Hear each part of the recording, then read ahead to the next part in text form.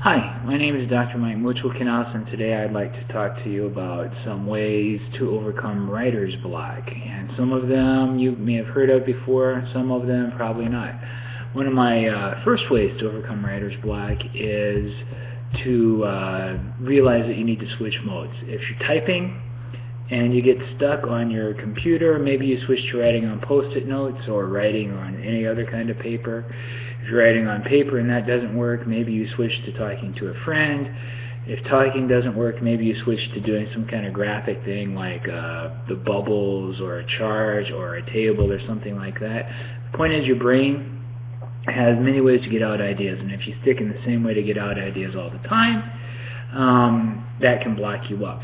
Let the method that you get out your ideas sometimes jog the ideas yourself, is what I'm trying to say. Another way is to turn your computer screen off. Keep the computer on, but dim the screen, and you just type without being able to see what you're typing.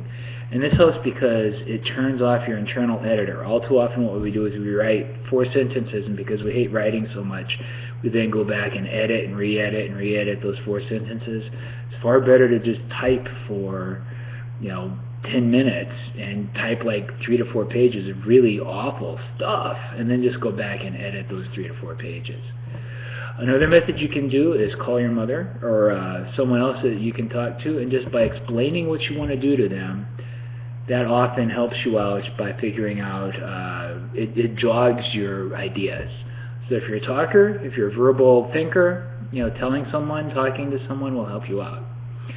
A fourth way is, even if you don't turn off the computer screen, make a vow to yourself to turn off your internal editor, to just write as fast as you can for as long as you can. Always remember, moving the cursor down the page or the pen down the page quickly is far better than crafting a perfect paragraph. You can always make those later.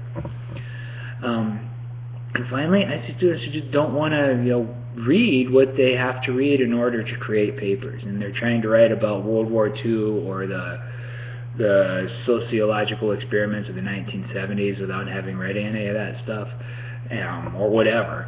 And you have to read. You can't write from nothing. So sometimes you have to read and take notes on what you want to read in order to overcome writer's block.